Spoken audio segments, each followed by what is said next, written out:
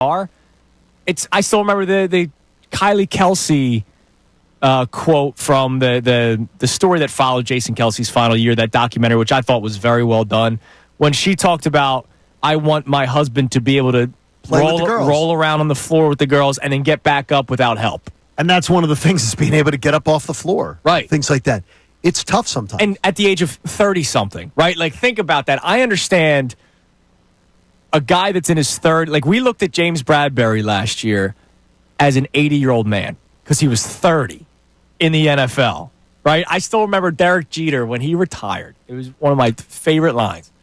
Derek Jeter goes, for the first time in 10 years, I'm young again.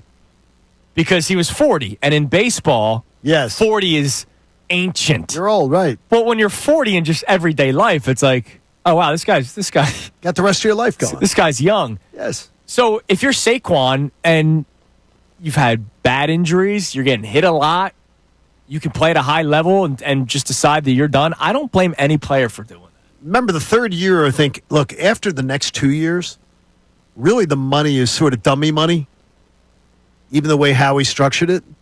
So if he has where he balls out the next 2 years, he could easily walk away 2 years from now. Yeah. What if they win another Super Bowl? What if they play in 2 more Super Bowls, they win one, gets another ring? Yeah. Goes out on top. And he just says, I'm done. So I've done everything I want to do. So that leads me to another question. Now, the supreme athletes that we are, yeah. Obviously we can all chime in on this, but I want other people to chime in as well at 610-632-0975. If you had the choice, would you be somebody, and again, easier said for us when we're not professional athletes, would you rather go out on top, or would you be somebody that would just keep going? And we've seen that with Miguel Cabrera. I was sad. Jason Peters. Oh, boy. Like, that guy, probably should have retired 6 years earlier, but he kept going. Are you like Zach Wheeler? Zach Wheeler, I still remember talking to Jason Stark about this in spring training 2 years ago when he signed that extension. That may be it. I think he's done. I think he's done when this contract extension is done. I think he's done. Because there are some people that say, I don't want to keep on signing that 1 year contract and not being remembered for the dominant pitcher that I was. There was nothing more sad than watching the end of Roy Halladay, right? When his arm was just done and he literally just had dead arm. That was, we watched a Titan in a game just be done. It was sad. There was nothing sadder for him either. Right. No, clearly. It affected him. Yeah, it affected him, definitely. And he couldn't deal with life after baseball. So would you go out on top, or would you keep going? I'd much rather leave early than late. If I could be a Udonis Haslam and nobody saw my ass on the court, I would sit there and be a mentor for the rest of the players. You would take he was probably making $2 million a year. I would do that, but I would say don't put me in. If I'm Jason Peters getting hurt every time I sit out there just for a paycheck, at a certain point, swallow the pride and just call it a day, man. I'll tell you, what's funny is he's one of the most popular players in Miami. Udonis Haslam. He's one of the most popular with Heat fans. He's one of the most popular guys. They love him. His last season, Udonis Haslam. They just love him. Let's see. Let me pull up how many. I'll see how many minutes he played. His last season, he played in 7 games. Okay. I'm trying to see the exact total of the amount of minutes he played because it's not 71 minutes. He played 71 minutes in his final season, and he made $2.9 million. Good for him. It's the equivalent of a game and a half. Right. Yep. Yeah. Pretty much, exactly. So you would love that. So you would hang around. I could do that because I'm there. I'm not there to play. It's the guys that can't let it go that you don't have it anymore. You're just not it anymore.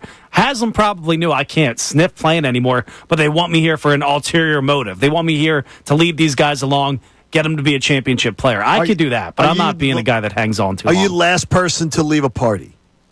Or are you closer to being the first people to leave a party or the last people? Closer to first. Closer to first. Yeah. I go both. let me stop myself. I've heard that. Then you're probably staying late at the party then. If that's the truth. I'm one of the first. I'm one of the first to go. Yeah, we're one of the first to go. Yeah, I'm a master Irish goodbyer, but I'm also somebody, if I'm there with my friends, I'll stay all night. I got you. Well, yeah, it depends on what the situation is. Now, there's another player. Rich Hill, right? He's 45 years old. He's pitching for the Royals minor league. It's just dumb. Like, to me, that's sad. And that's I can't stop. I can't playing. hang it up. Yeah. And like that, like I feel bad for him because I'm worried. Like, all right, what is this guy's life going to be when he's not playing baseball anymore? Like, does he just love it that much? And that's why you see players turn to coaches. Like, was it Dusty Baker that was like, yeah, I started managing again because my wife was getting sick of me around the house. Like, there are that relationship of player and spouse when they're used to like being apart like half the year, and then all of a sudden they're together and spending time. They're like, all right, I'm sick of you already.